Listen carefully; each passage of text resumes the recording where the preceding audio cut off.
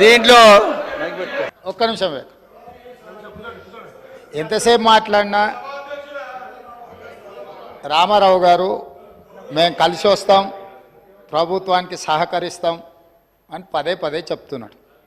నేను వారికి ఒకటే సూచన చేస్తున్నా, మీరు కలిసి వస్తారా లేదా అనేది, అన్నం ఉడికిందా లేదా అనేది ఒక మెతుకుని బట్టి చూస్తే తెలుస్తుంది.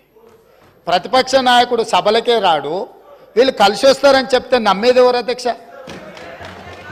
నేను అందుకే వారికి సూచన చేస్తున్నా, వెనకాల ఉండే అక్కలు ఇక్కడ ఉండి చెప్పే ఇక్కడ ముంచి అక్కడికి తేలినరు.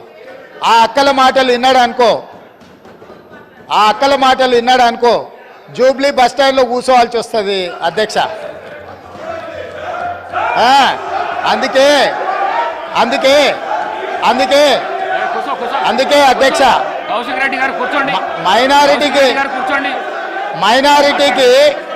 మైనారిటీకి మంత్రి ఇవ్వలేదన్నాడు. 2014 నుంచి 2019 వరకు ఒక్క మహిళకు కూడా మంత్రి పదవి ఇవ్వలేదు అధ్యక్ష.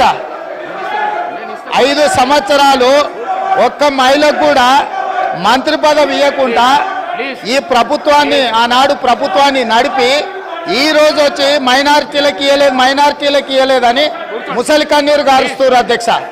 కాబట్టి దయచేసి అన్ని విషయాలు మాకు తెలుసు, సహకరించేది ఉంటే ప్రతిపక్ష నాయకుడిని వచ్చి సభలో కూర్చోమని చెప్పుండ్రు అధ్యక్ష. వివేక్ గారు మళ్ళీ వెళ్ళకు రాకండి. వివేక్ గారు ఈ ప్రాక్టీస్ మంచిది కాదు. మళ్ళీ వెళ్ళకు రాకండి. కొత్త సభ్యులకు ఇది నేర్పించకండి. మీరు సభా మర్యాదలను కాపాడండి. మీరు వెళ్ళండి.